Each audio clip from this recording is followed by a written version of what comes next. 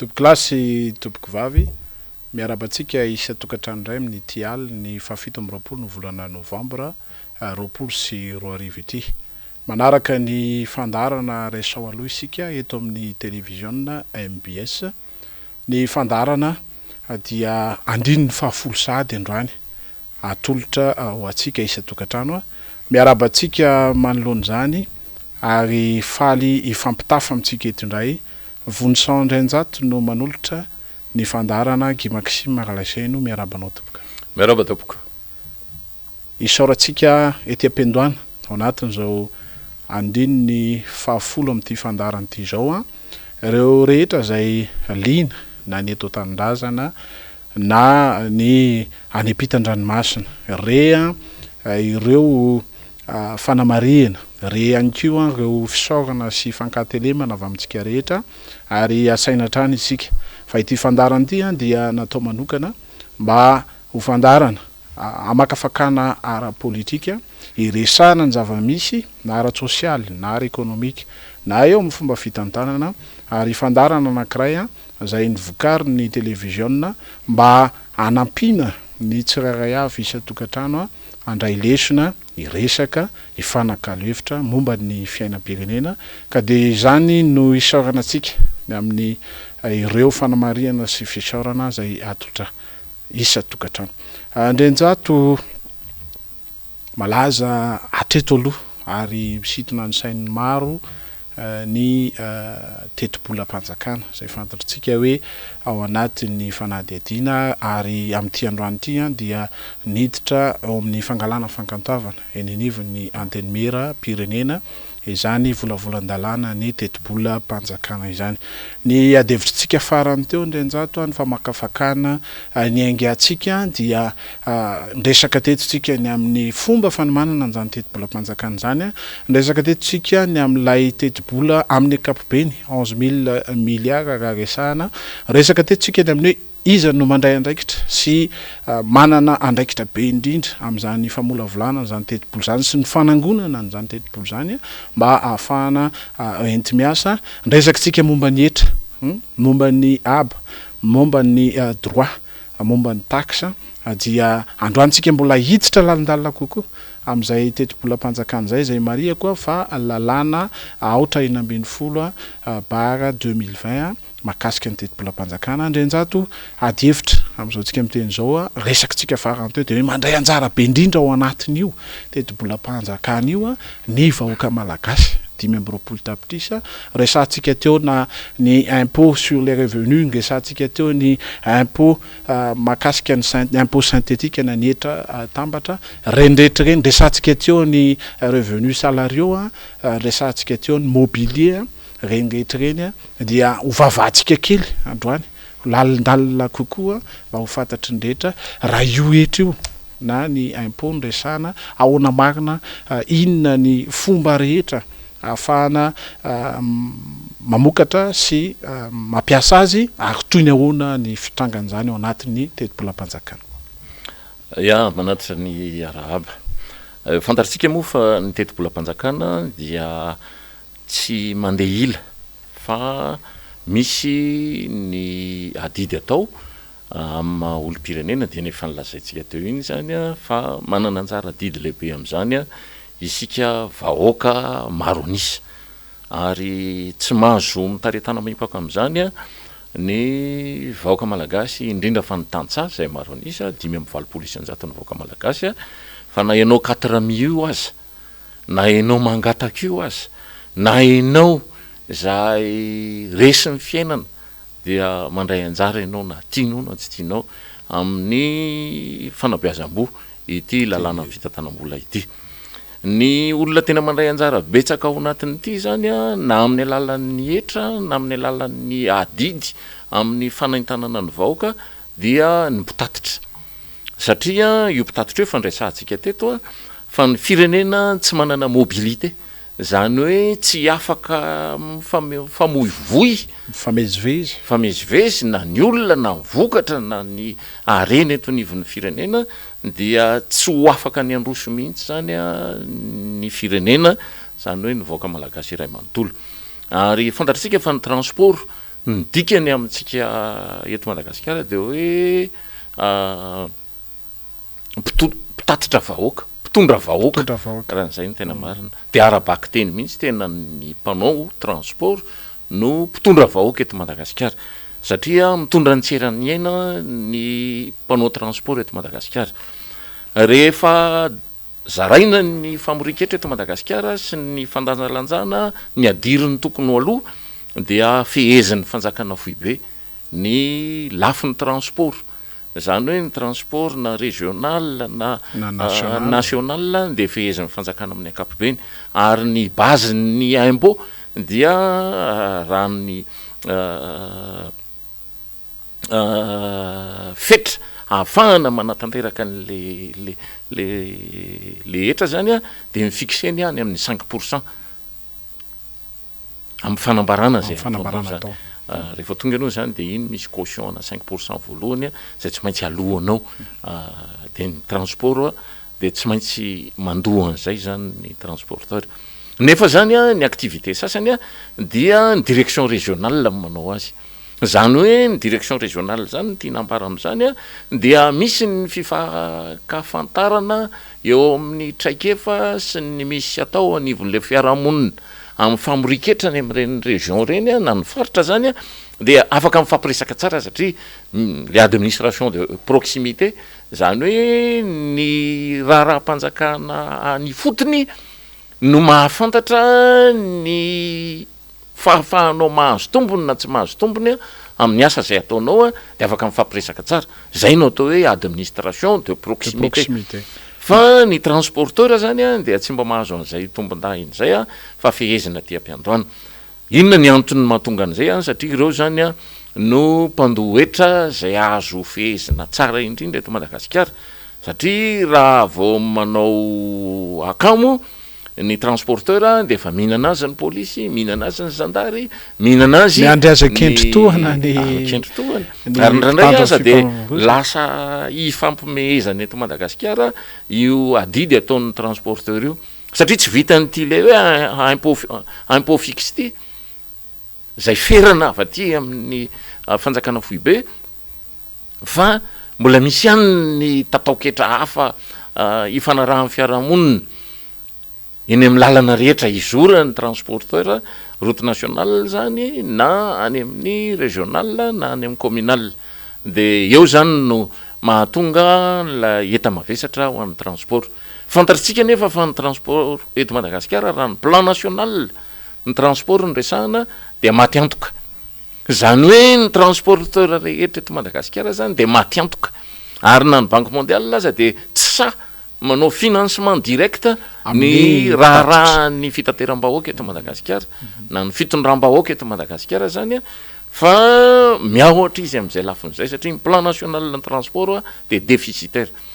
Noho izany de tokony misy resaka ifanaovana zany alohan'ny ametrahana itony aba ho an'ny transport tony. Efa misy ihany ny colloque national, misy ny colloque régional sy ny etsetretsetra, fa tsy mety tafavoaka mihitsy de rehefa amoritra zany ny fanjakana de hoe tsy mahazo akarina ny frais,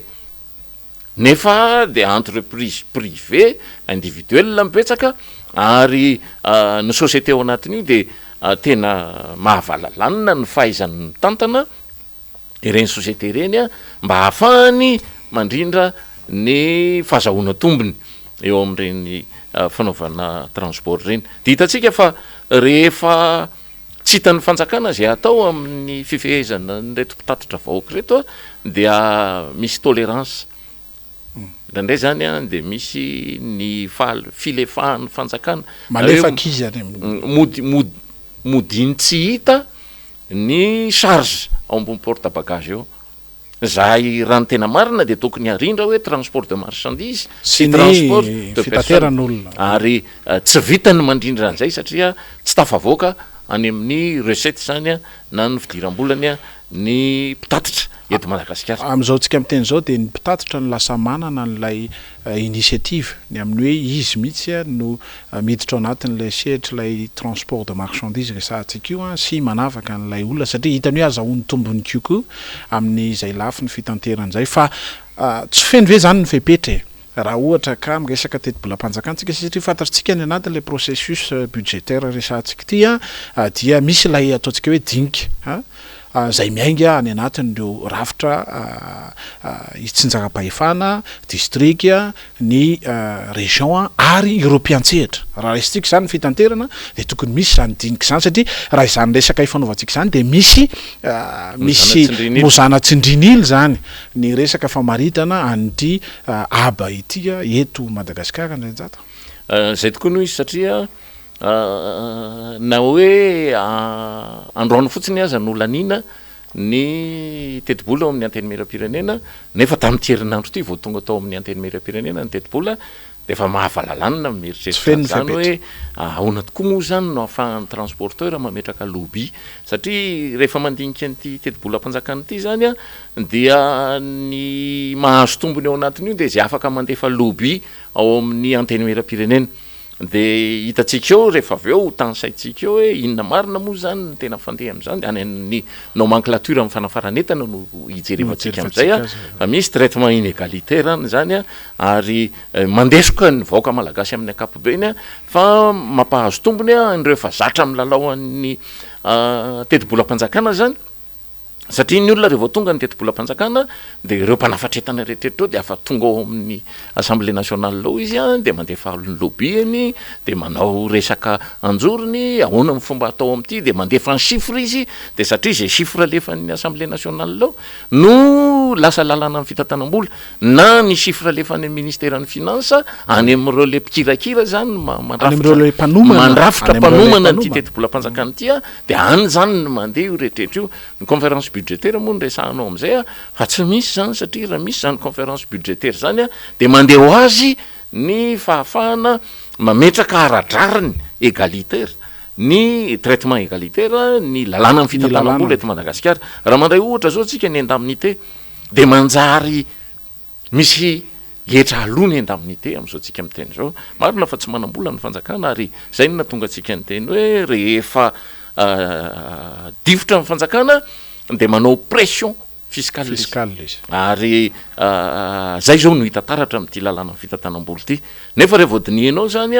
ny indemnité de hoentina andeha anampy ny fahafahamihetsiky ny olom-pirenena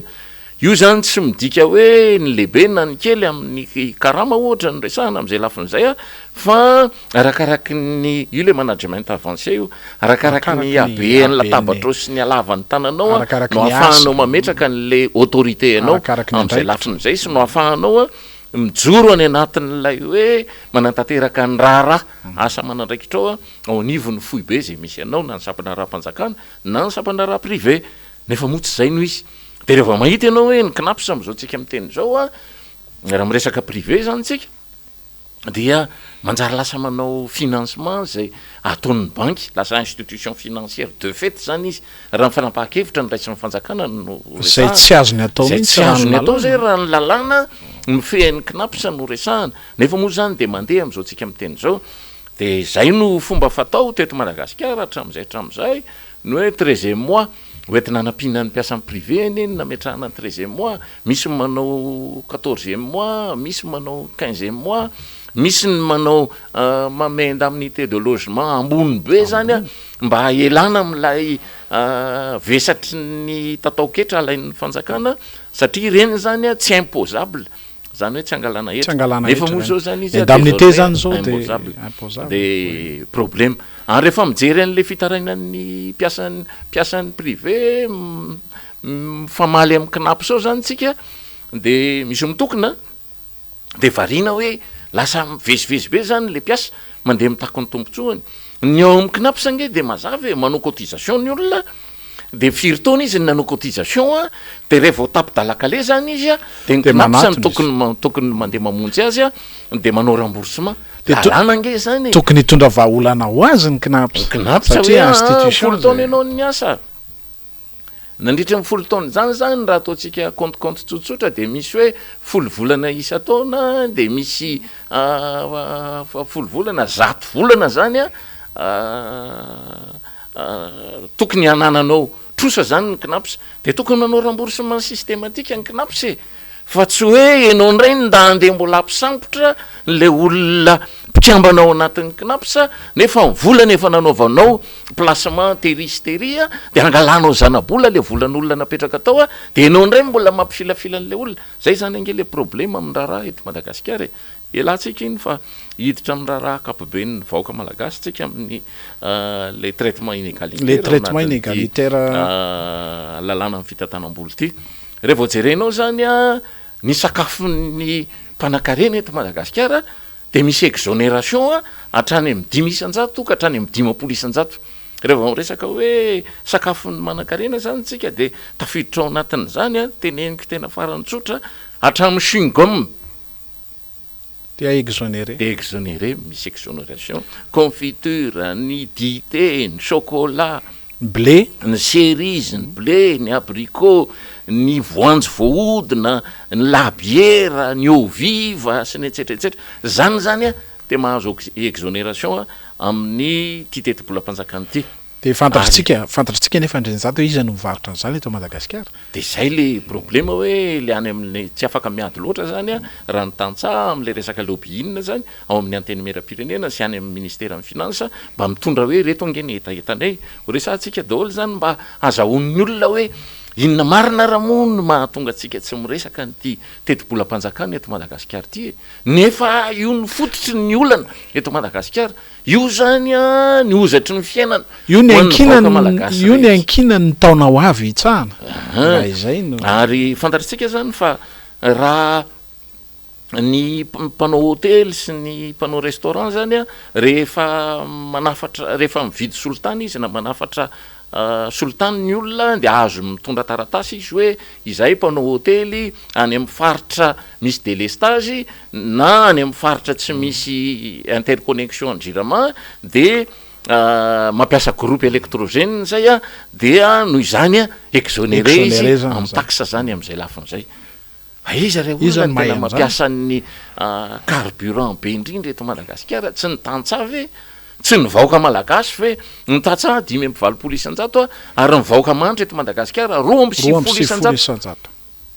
izy ary zany miainao ambanin'ny $1 miainao ambanin'ny $1 zany a ny vahoaka malagasy am'izay lafin'izay de maninona raha tsy mba toroana hevitra ny tantsa malagasy hoe tokony mba mahazo an'izany tombonday ny araketry zany a ny vahoaka malagasy tantsa sy ny vahoaka malagasy manitra verina am'le resakasika tamin'ny herinandro zany hoe tokony ho généralisena zany a ny famoriketra any amin'ny solika fa tokony taxe unique sur les produits pétroliers no atao a fa tsy hoe omena tombonday ny sasany a sady tsy mandoa TVA izy zany tsy mandoa an'le droit de douane na pays a fa tokony miala daholo iny raha miala iny any amin'ny 8000 francs any ange iny etra miala iny rehefa le TVA sy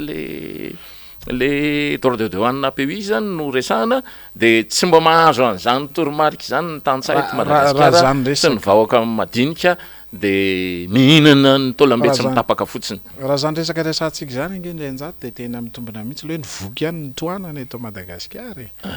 satria dia hita zany fa misy mihitsy zay mozanina tsindrinily zay a amin'ny lafi-pitantanana kapobeny ary izay no mahatonga atsika misitona ny sainy rehetra foana ny amin'ny hoe ny fitantanana firenena zany topolasy de tsy maintsy miainga mihitsy amin'izay ataontsika hoe fandiniana ny olana fototra ary ny fahamahana azy de miainga amin'ny fahaiza mitantana na ara-pitantanana zany na arabola ndrenjato nomenclature nresantsika teo vavahantsika kely satria tsara foana no alalantsika ny amin'ny hoe raha ity teti-bolam-panjakana ity zany sy ny fampidinana ny firenetsika topokilasy topovavy de izasy ianao zao isika rehetra zao de ny 5 isan-jato ny teti-bolam-panjakana de isika no miantoka sy miantsoroka azy resantsika ny nomenclature ndrenjato zany rehetrrehetra zany moa de mametraka fotsiny zany hoe raha ny tatoketra alaina zay moa nodikany hoe nomenclature ahafahana mametraka azy any amin'ny fampidiranetany eto Madagasikara zany any amin'ny douane zany de fantatritsika fa ny sakafom-bahoaka am'izao fotoana zao zany tena sahirana satria ny sakafom-bahoaka de efa miditra makany amin'ny patipaty io zany tsika am'izao fotoana zao nefa io paty io zany tsy mba exonéré fa tena mbola feno mihitsy ny taksalain'ny fanjakana amin'ny resaka paty na ho an'ny paty alimentaire io oui paty alimentaire io na ho an'ny mpamokatra eto toerana na ho an'ny na ho an'ny mpanafatra vanivelany ary tena problème zany raha ohatra ianao zany hijery ny angitrangitra ohatra zany hoe ny angady ny râteau hoe sy ny ho an'le mpanao zaridaina sy ny etsetratsetra zany hatramin'ny gantanana ny sécateur sy ny ohatrohatra zany a de fantatritsika fa de misy exonération zany nefa raha ny tena marina de tokony outil zany hoe fitaovana hoentina mamokatra satria zany angady mangatany zany nge nalazy ary ny angady nofokarin'ny fanjakana zany tamin'izany fotoana zany a de tena fantatritsika fa tena tsara zany fitaovana zany fa saingy zao zany a tsy misy an'lay exonération reny lafiny reny a fa de lasa problème tokony hoe ny plieuse zany ny tokony atao de mba tsy misy mba transformation à froid zany hoe tsy misy manao le tafofotra tsony zany tsika ilaina ihany ny tafofotra rehefa manao fonderie kely tsika fa ny vy eto Madagasikara zay aondrana fotsiny amin'ny vidiny mora be makany Chine de azo anaovana pliage azo tokony hoe ny meule ny transformation à froid rehetra zany tokony mba jeren'ny fanjakana ahafahan'le artisan gasy na le PME na PMI eto Madagasikara mba manao transformation arak'izay tokony ataony nefa moa tsy zany ny zavatra mitranga fa dia ohatrohatr'izay zany ny fandehany tiany tena problema zany amin'io fampidirana entana eto Madagasikara io zany misy an'le traitement inégalitaire dia ndrononon-jaza de mbola tangenana TVA 20% nefa fantatritsika fa tena anisan'ny problème eto Madagasikara zany a ny aretin'ny zaza madinika de rehefa misy aretina ny zaza madinika zany hoe tsy ampy sakafo zany a ny ray aman-dreny indrindra fa ny renim-pianakaviana de mbola tratran'izay tsika any amin'ny fampidirana tracteur tsika eto Madagasikara marina fa exonération totale zany fampidirana tracteur sy ny intrant agricole eto Madagasikara de ny machine agricole amin'ny ankapobeny fa ny zavatra tokony atao tsy le exonération ny tena mahamaika fa tokony misy double tarification araka ny resantsika tamin'ny heriny moa zany hoe ny gaz manomboka zao tena ena ohatra ny TVA ny gaz 5% tsy mitovy amin'ny olona rehetra fa ny tena marina zany tokony ny taux de change hoentina manafatra n'lay tracteur mihitsy ny tokony resahan'ny fanjakana ary efa natao zany hoe double tarification zany de eto Madagasikara de tokony mba miena zany ohatra ianao rehefa hanafatra tracteur zany de tokony tsy hitovy amin'ny fanafarana Porsche ny valeur ny FMG raha ampitahina amin'ny euro na dollar fa tokony manana cours spécial zany ny anaovana change am'izay lafiny rehetrarehetra rehefa anao ny crédit documentaire zany ny mpanafatra n'ireny lafiny reny nefa moa tsy zany ny zava-misy eto Madagasikara de mbola manahirana am'izao fotoana zao hoe raha ny tena marina nge tokony efa manao cravatte ny tantsahany anaty tracteur satria efa misy tracteur zay misy ny arofenitra rehetrarehetra ara-teknôlôjika zay ahafahany mametraka climatisation anaty tracteur mametraka ny ordinateur zany de tsy mila midina ny ivelany tsony rehefa manao réglage na réglage na chaise na ny réglage na charrue na réglage na disque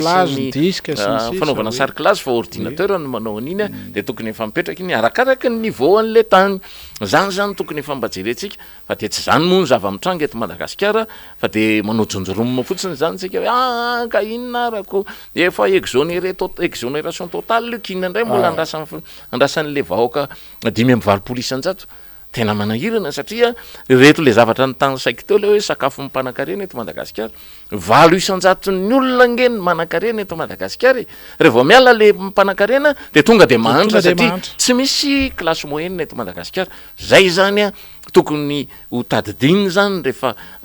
miresaka ny tetibolam-panjakana sanatria tsy mampianatra tsika fa mamaky an'ity boky ity de ity boky ity ny resahantsika de manao interprétation an'le boky tsika hoe raha ohatra zao kosa de mba zavatra mba metimety zay nge le hoe Resaho Aloha Ya zay indrindra satria mécanisation agricole moa ny resahanao teo ary tsaroky nisy fanjakana nanao ny exonération tamin'izany vanim-potoana zany napiditra tracteur maro ihany koa fa iny moa anisan'ny fitakina nataony hoe lasa izy avokoa reny ezaka nataony fanjakana tany aloha reny zay marihana fa volam-bahoaka no atongavana izy rehetra reny eto tanindrazana équilibre budgétaire no resantsika manarak'izay iny lay taotaoketra resantsika teo zay fantatritsika hoe tena misy zay mozana tsindrinily zay fantatritsika zany fa raha tokony resaka n'lay ataontsika hoe conférence budgétaire tsika dia toy ny mazatra hatram'izay dia mbola izay ihany aloha le fomba fiasa herinandro milohany andaniana azy no tonga lay volavola andalana ny teti-bolam-panjakana dia androandro ihany koa no andraisana fanapahan-kevitra ao anatin'ny séance plénière ndrenjato ny amin'ny ity teti-bolam-panjakana ity zay marehantsika fa iankinana ny fiainam-bahoaka 5 tapitrisa ao anatin'ny taona hitsahana tompoko lahy sy tompoko vavy équilibre budgétaire répartition budgétaire mba ho resantsika kely satria io teti-bolam-panjakana io dia tsara ny alalantsika hoe reo ministera na reo androm-panjakana rehetra dia samy manana an'izay ataontsika hoe tapandaniana ao anatin'ny taona hitsahana ndrenjato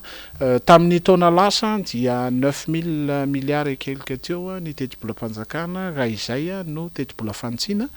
dia amin'ity zany 11000 milliards eo amin'ny 20 isanjato ny fiakarana zay teti-bolam-panjakana zay inona no azontsika resahana amin'ny répartition budgétaire. Ny teti-bolam-panjakana zany amin'ny taona ho avy io dia fantatritsika fa misy fatiantoka ray apahefany raha ohatra ka ny vola miditra amin'ny fanjakana zany 8244 milliards d'ariary dia mivola mivoaka zany na ny dépense de l'état zany dia 11489 milliards d'ariary zany hoe misy fatiantoka eo amin'ny moins 3245 milliards d'ariary ray apahefany io ray apahefany io zany dia gakitsika hoe ahoana no fomba ahafahana mitondra n'ilay fanjakana amin'izay lafiny rehetrrehetra zay any amin'ny fiatraikany zany any amin'ny fiainam-bahoaka zany marihana fa volatsika ity ary mila atao fantatry ny olona mihitsy hoe volam-bahoaka fa tsy hoe volan'ny fanjakana zany io volam-bahoaka ity atao hoe teti-bolam-panjakana ity ny tena zava-dehibe ao anatin'ilay izy hoe ny vola omena ny fond communautaire villageois zany dia fantatritsika fa tena fatiantoka be satria raha ny recette eritreretin'ny fanjakana amin'io dia 425 milliards d'ariary ary ny olanina amin'izay lafiny rehetrrehetra zay dia 5934 milliards d'ariary zay le fatiantoka zay ary mahavarina ny fomba ahafahantsika andeha anavotra ny fiainam-bahoaka satria ity fond communautaire villageois ity fantatritsika fa io ny mba iankinan'ny vahoaka madinika zany amin'izao tsika miteny zao efa tena misy efficacité izy io fa rehefa tena dinihana manokana dia misolo an'ilay fampanjanaam-bola izy io zany mbola mila adevitra be dehibe zany usure mantsy izy io rehefa tena dinihanao zany ny zana-bola zay alainy reo le microfinance amin'ny fampindramana ny tantsaha ohatra amin'ny ankapobeny sy ny vahoaka sahirana amin'ny ankapobeny dia hitatsika fa tena sahirana izy ary ny tena mahavalalànina amin'ity teti-bolam-panjakana ity dia ny atao hoe disponibilité mobilisable zany hoe ny vola kirakira azo raisina zany dia 0 milliard ariary dia ahoana ny fomba ahafahana vakitsika tsotra ohatr'izay fotsiny lizy dia samy manao commentaire zany ny vahoaka malagasy hoe inona raha zany ty teti-bolam-panjakana zay aroso lanina maimaika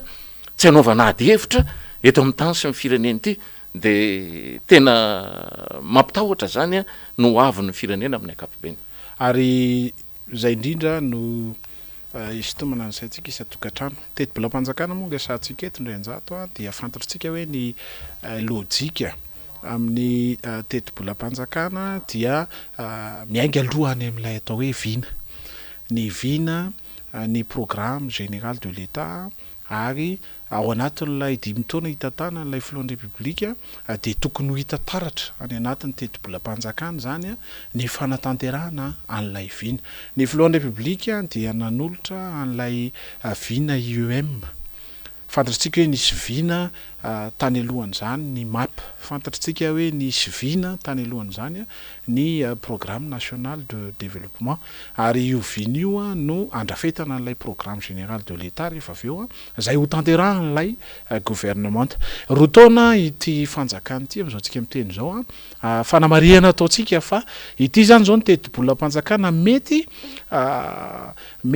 ho andraisan'ny solombavamboaka fanapahan-kevitra fa ny teo aloha dia par voie ordonnance avokoa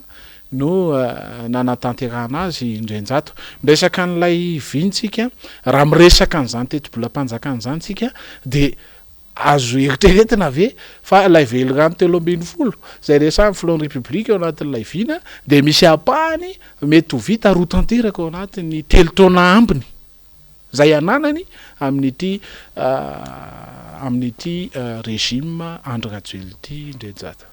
Rehefa mamaky an'ity teti-bolam-panjakana ity moa zany dia mamaky zany dia mijery an'lay arak'izay resaka ao zay zany makany amin'ilay disposition spéciale reo fepetra manokana zany zay raisiny dia mandeha makany amin'izay hoe hitarafana n'lay vina zay ataon'ny fanjakana. Dia voakeko amin'ny teny frantsay mihitsy le izy zany amin'ny article 17 amin'ny disposition spéciale dia milaza hoe il est créé dans les écritures de la pairie générale d'Antananarivo un compte d'affectation spéciale intitulé Crédit Carbone RED+, au nom du Bureau national des changements climatiques et de la réduction des émissions dues à la déforestation et dégradation des forêts ao amin'ny ministèren'ny environnement zany io compte io. Ary fantatritsika fa ny antony nanangana n'ity crédit carbone ity zany dia mba hanotronana n'ireo mpamboly ala eto Madagasikara zay ny ala miaro ny émission ana gaz carbonika eto Madagasikara dia financement extérieur io. Dia zao no filazany ao anatin'le izy hoe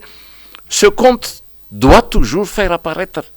un solde créditeur, zany hoe ny fanjakana dia efa mahatoky doit zany hoe tsy maintsy misy vola zay ahafahana etsehana zany ao amin'anatin'io compte io.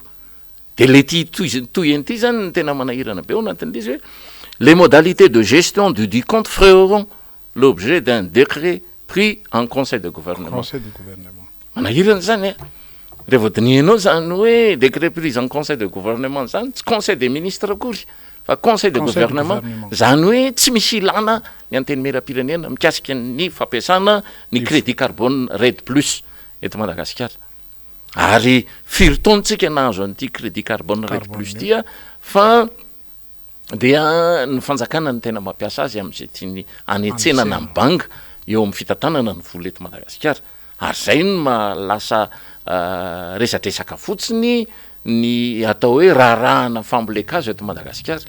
Raha misy olona mamboly azo dia avy hatrany dia tokony mahazo amin'io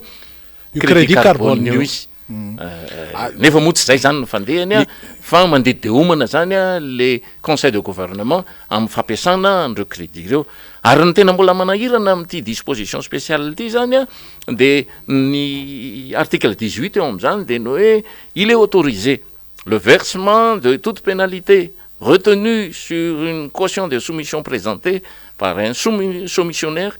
sur une caution produite par un fournisseur ou toute autre pénalité perçue au titre d'un don hors projet japonais. Io zany tena problème. Zany hoe ny japonais ihany zany no atahoran'ity fanjakana ity fa ny autre bailleur zany dia mandeha makany amin'le hoe sécurisation des activités de fonds et des emplois izy. Lasa zany rehetrarehetra zany dia efa lasa manahirana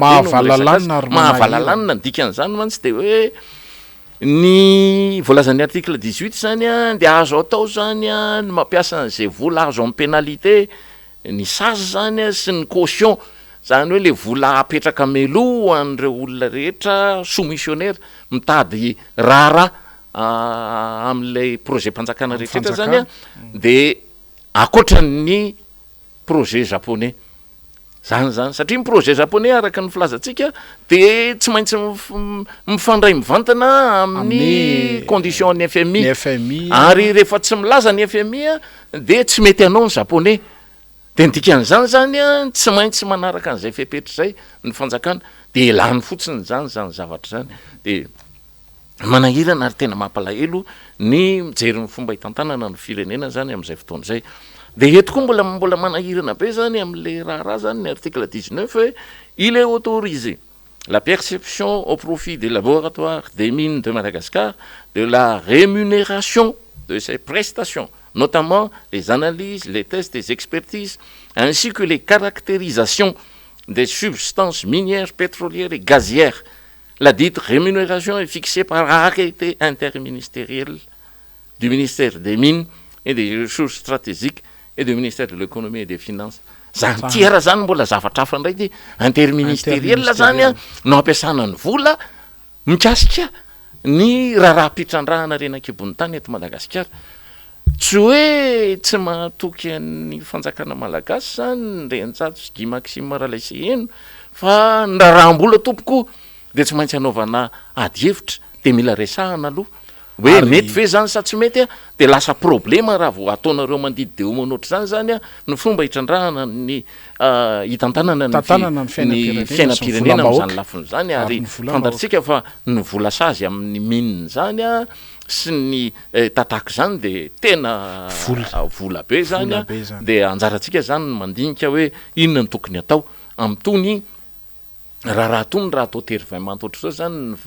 ny fandanina ny teti-bola-panjakana de fantatsika fa amin'ny article 23 zany de mbola misy taxe zany ihany koa. La Banque Fouille de Madagascar est autorisée à accorder des avances au trésor au titre de l'année 2021. Les modalités d'octroi d'avance sont fixées par convention entre Banque Fouille de Madagascar et le ministère en charge des Finances. Par ailleurs, sont approuvées les conventions d'avance spéciales signées en 2020 pour les rétrocessions des facilités de crédit rapide, FCR, octroyées par le Fonds monétaire international. Zanzania de tena mbola manahirana zany raha marina moa zany raha teti-bola-panjakana de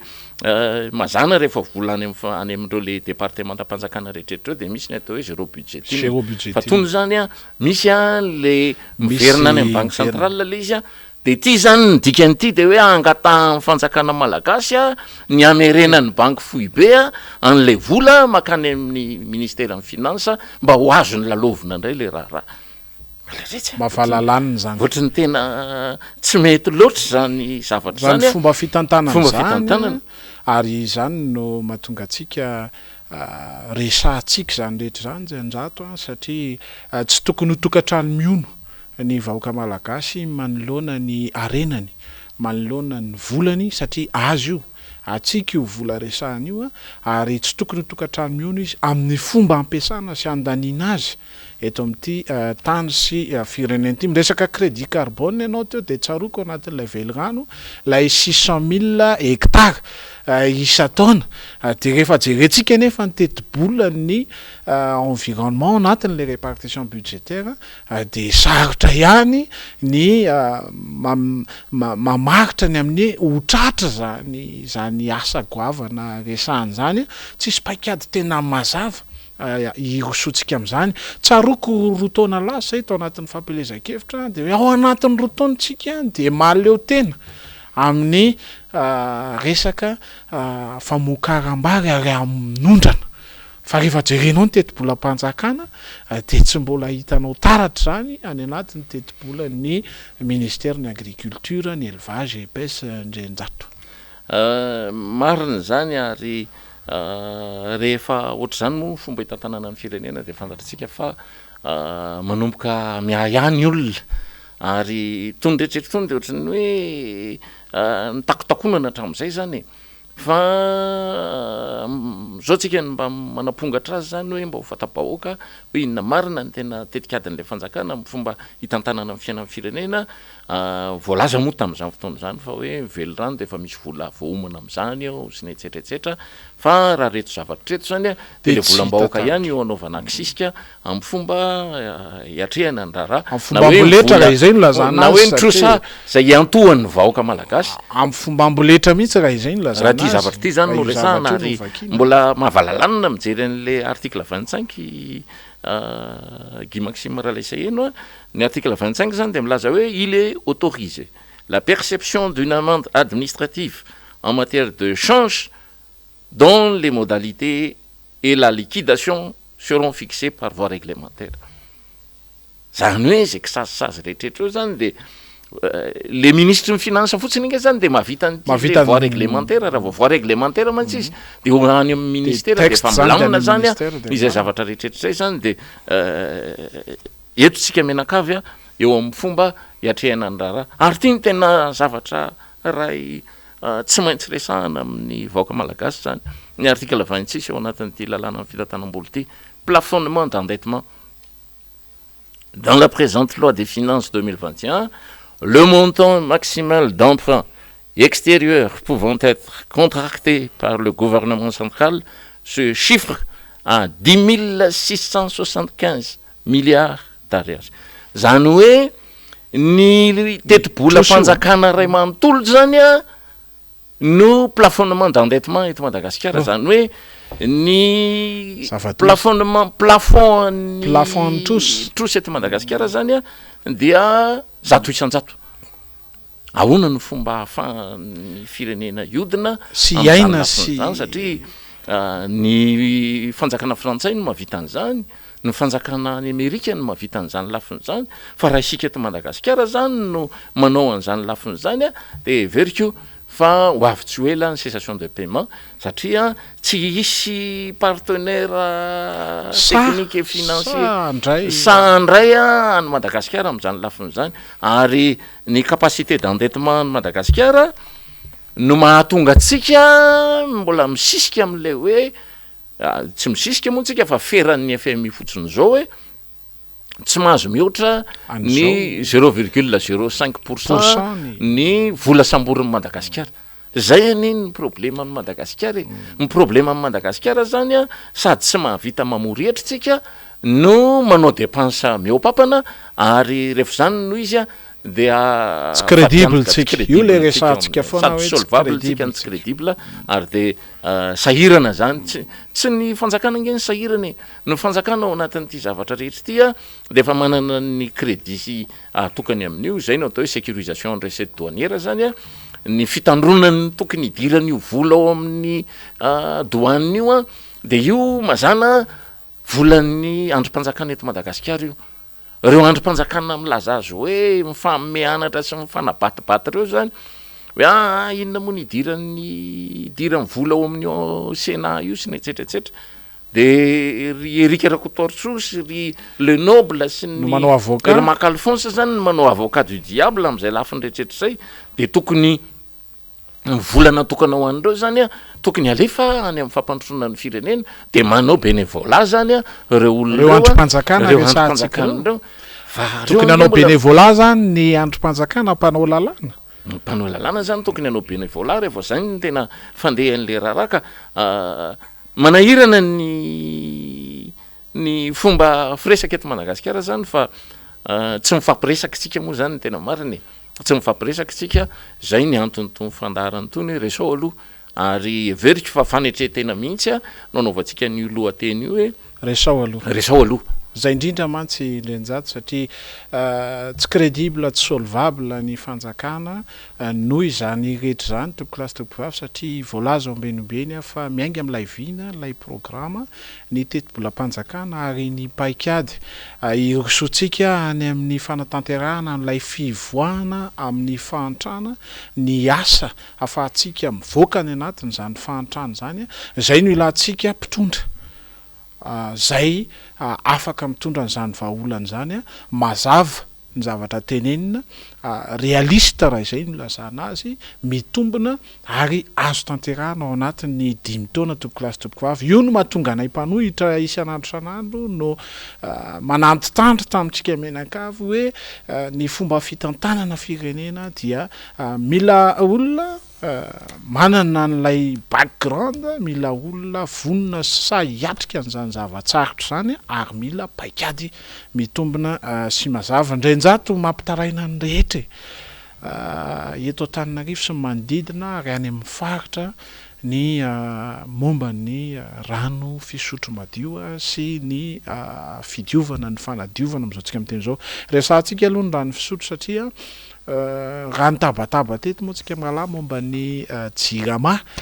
dia ao anatin'ity teti-bolam-panjakana ity aloha dia mbola misedra ny voaka malagasy amin'ny subvention izay omena ny jirama indray ao anatin'ny 1.20 sy 2 avy io itosy mitaraina Andoranfotsy, mitaraina Ankarobato, mitaraina Ambatomaro, mitaraina ny faritra rehetra momba ny rano fisotro madio ny taled général ny jirama moa sy ny taled teknika dia niteny hoe efa miroso ao anatin'ny famana zay tsy disitsika raha miteny fa ny programa amin'izao tsika miteny zao momba ny fanavaozana an'ireo fotodrafitrasa momba ny rano zany dia tetikasa anankiray no man'ny fanjakana Rajaonarimampianina ary manatanteraka azy tsika amin'izao vanim-potoana izao mikaikaika ny rehetra andrenjato raha tsy resaka mifako na Antananarivo amin'izao tsika miteny zao izay faritany lalàna 570 ohatra 530 lay organisme amin'izany miva dia hitantsika fa ao anatin'ny vanim-potoana ny fahavaratra tsika ary miditra ao anatiny tsika zao dia tena mivangongo satria mihoatra hatramin'ny 2200 mètres cube isan'andro amin'izao tsika miteny zao ny fako vokarina Antananarivo izay tsy maintsy tombona andrenjato marina moa zany Guy Maxime Ralaisaheno fa io le azo lazaina hoe baolina kamely eo amin'ny fanaovana politika eto Madagasikara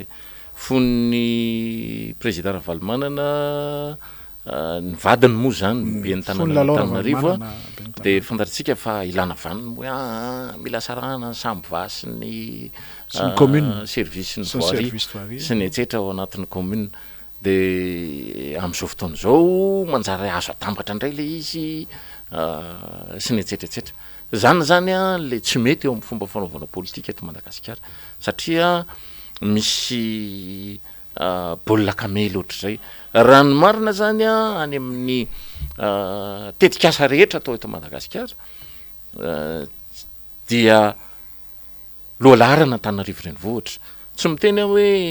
satria Antananarivo renivohitra no inona fa Antananarivo renivohitra amin'ny lafiny teknika mihitsy no an'ny mahafeno ny fepetra rehetra ahafahana manao tetikasa any amin'ny fanangonana fako any amin'ny fanamboaran-dalana amin'ny fanajariana ny fiainan'ny vahoaka amin'ny ankapobeny zay zany dia zava-misy zay tokony zay ny satana Antananarivo zay ny satana Antananarivo ary tokony manana an'izay satana manokana zay zany hoe tamin'ny andro taloha zany tamin'ny andron'ny Rakotondrina Stanislasy izay mera gasy voalohany teto Madagasikara teto Antananarivo renivohitra tamin'ny andron'ny pasteur Richard Andriamanjato dia ny rano teto Antananarivo zany an'ny commune ary io ranomandry seza io dia an'ny commune Antananarivo renivohitra io tamin'izany moa zany nisy ny atao hoe SEM sy EEM ny compagnie des eaux moa ny dikany SEM ary ndray eau électricité de Madagascar dia ny eau électricité de Madagascar io mivadika jirama io zany dia nampinan'ity le SEM ty tatorina zany fa raha ny marina ny SEM tokony an'ny jirama zany rehefa tena jerena akaiky zay tatary zay zany ary ny antony dia tokony hanana rano azo manokana mihitsy Antananarivo renivohitra ary tokony ho izy no tompomarika amin'ny fandaminana ny fizaran-drano ny famokarana sy ny fizaran-drano ny électricité tafiditra ao anatin'izany dia tokony ho an'ny renivohitra ny commune zany CUA zany tokony hanao azy nefa moa zay le baolina kamely eo amin'ny fomba fanaovana politika izay dia tsy milamina tamin'ny andro amin'ny président Didier Ratsiraka dia fantatritsika fa nanana gestionnaire katrakatraka be izy ny tantana Jirama kalebarakotoary velo de fantatsika fa zany olona zany no afaka nametraka ny Jirama ho fleuron ny industrie teto Madagasikara ary taty Afrika mihitsy azy satria nalatahaka ny Jirama tamin'izany fotoana zany fantatsika fa raha misy tomobile folo mandeha amin'ny arabe de ny anankifito amin'ireny any Jirama orange moa ny lokony tamin'izany fotoana zany fa tsy le hoe le volomboasary ara-politika amin'izao fotoana zao de fantatsika fa resy zany ary zara fa misy ny tomobile ny fiarakodia ny Jirama manofa mihitsy ary izy manofa izy de vao mividy moa izy nefa mbola fantatsika fa diso ihany koa zany politika zany satria ny politika tokony manao any amin'ny investissement na branchement sociaux zany na any amin'ny rano na any amin'ny jiro ny tokony ataon'ny Jirama fa ny Jirama io zany de manjary minono fotsiny ny mpanjifany satria ianao no mpanjifany no minono ny volam-bahoaka satria ny subvention alefana misy subvention ary ty lalàna amin'ny fitantanam-boly ty de mbola mametraka an'izay subvention zay ary rehefa fantatsika fa ny Jirama tsy matafiditra rano mihitsy raha tsy misy olona mapiditra rano de apetrany eo de reto ny fourniture rehetra ilaina reto ny matériel ilaina de vonony aloha ireo matériel ireo de milaza aminay misy TVA ao anatiny de aloavy ny vola de tonga zay anatanteraka an'le raharaha 5 taona ianao zany mba misitraka an'le hoe ianao no napiditra an'le izy satria asa fanjakana nge zany asa ny Jirama zany manao branchement zany tamin'ny andro ny tsiranana de fantatsika fa reny cité rehetra namboariny tsiranana reny dia nasiny point d'eau tonga eo tokotany de misy point na électricité zany hoe afaka mandray électricité avy hatrany compteur en électricité sy compteur na rano de ianao no misafidy hoe zay tsy mbola tsy mety aminay ny andeha vidin-drano satria ohatra ny teny amin'ny cité ny Traboina teny tosy de misy tena sahirana mafy tokoa satria ny ofa-trano teny fantatsika fa 30 ariary hatramin'ny 300 ariary zay ny ofan'ny tranony Traboina tamin'izany fotoana zany ka au cas par cas de cas social moa zany nanaovana an'izay lafin'izay ary mbola zany ny vidiny hatramin'izao ny ofan'ny trano eny ho an'izay mbola tsy nahaloha satria mbola misy olona tsy nahaloha hatramin'izao tsika amin'ny teny zao vente location zany le raharaha e fantatsika fa ny olona nanana matoa izy nandahany leo tsy apiditra jiro de mbola azo ny efinany labozia misy ny Petromax sy ny etsetretsetra zay mora ny solotany tamin'izany fotoana zany fa am'izao de misy ny borne fontaine satria tsy mandeha kely mihoatra amin'ny distribution collectif de misy borne fontaine eny de afaka matsaka eny dolidoly zay koa anisan'ny natsaka tamin'izany fotoana zany fa am'izao sady tsy misy ny borne fontaine ary raha misy ary zany de vidina lafo de mbola misy raha hafa koa amin'le fizarany rano ataon'ny fanjakana am'izao fotoana zao ny Jirama zany tsy resahako satria tsy manana an'izay izy fa ny point d'eau zany de efa tantana amin'ny fanjakana amin'ny alalan'ny loharano le natsanga ny osolotenan'ny fokon'olona ndray tsy fantatra hoe iza zany le ao am'borapoko tany sy le loharano de manjary le loharano ve zany TGV avy hatrany sa inona ny fandehany tahaka an'io ataon'ny Ramatoa Mialy Rajoelina ny atsimo io hoe manjary lasa mampianatra mivoaka malagasy izy amin'ny azafady orinasa nge ny association fity orinasa ny TGV no manao ny famatsiana ny vahoaka malagasy ka tsy hoe manolotra Ramatoa Mialy Rajoelina fa mampiasa ny volam-panjakana farafaratsiny raha ohatra trosainy reny lafiny reny de vola trosainy ny vahoaka malagasy raha farafaratsiny raha hoe fanomezany reny de fanomezana ho an'ny vahoaka malagasy zay lafin'izay tahaka zany ihany koa ny fiarina amin'ny fizarana ny sakafo sy ny tahaka zany ny vatsitsinjo volam-bahoaka volam-bahoaka daholo zany rehetrretra zany ary mbola misy volin-dranona azy misy volin-dranona ny averina ary rehefa dinihany zany rehetrretra zany de mahatonga nyity déséquilibre be atao anatin'ny tetibolam-panjakana zany zany lafiny zany satria rehefa mandinika nyity tetibolam-panjakana ity ianao de tena matahotra zany hoe atraiza no ahafahana mitondra nyity Madagasikara ty mihoatra n'izao ataon'izao régime zao de eto zany Guy Maxime Ralaiseny de tena milaza mihitsy hoe ny démocratie tsy ampy eo anatin'io fanjakana io ary ny justice sociale no tsy ampy eo anatin'io fanjakana io fa iza mitantana koa olana goavana amin'ny fanjakana zay no miteraka an'io lonilony ara-politika eto Madagasikara io satria tena tsy anareo rery ny fanjakana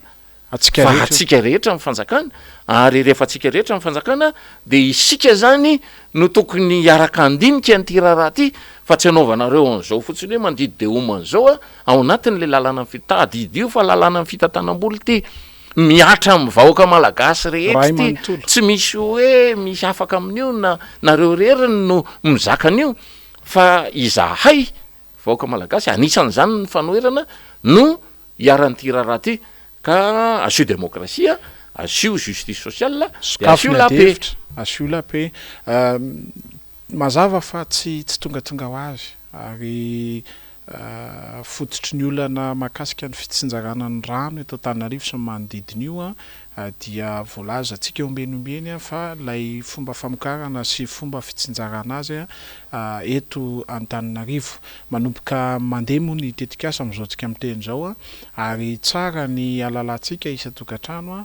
fa isika dia mananjo raha ny article 80 ao anatin'ny lalam-panorenana izay asan'ny loholon'ny Madagasikara dia mandraikitra ny olana ary ekonomika sy sosialy io ka isika zany dia afaka midodododo any amin'ny antenimiran-doolona afaka midodododo eny amin'ny antenimiram-pirenena isika izay marary momba ny rano amin'izao tsika miteny zao satria tsy ny rano ihany tsy ny rano ihany fa rano aloha zany no resahako eto fa raha manana an'izany olana zany tsika dia tsy tokony salasala mitondra amin'ny bidon antsika mihitsy raha izany no ilaina manoloana ny antenimiran-doolona satria fairano Antananarivo fairano Madagasikara amin'izao tsika miteny zao toy izany koa ny olan'ny fako resantsika eo ny samva dia lalàna no ametraka an'izany misy moa ny redevance à l'ordure ménagère izay stomy commune koa amin'ny administré ny isa-taona dia izany rehetra zany tokony ho hita taratra ny lafim-pitantanana mahitsy mandeha mitodika makany amin'ny tombontsoa iombonana ndrenjato resantsika izany rehetra zany tompoko lazy tompoko vavy dia mba ahafahantsika foana mametraka ny amin'ny hoe ty fireneny ty raha atsika rehetra tsy amin'ny mpitondra rery fa ny mpanohitra koa dia tompony ny vahoaka malagasy dia tompony ary izay no mahatonga antsika tsy mitsitsy fitenenana fa mahitsy koa sary mifanaja ao anatin'izay demokrasia izay ndrenjato izay indray ngamba no amarana antsika ny fandarana amin'ity anio ty isaorana antsika rehetra isa-tokantrano naharitra ny aino tamin'ity alina ity ary manasa antsika indray amin'ny herinandro ho avy io ndrenjato Vonison mametraky ny mandra-piona veloma tompoko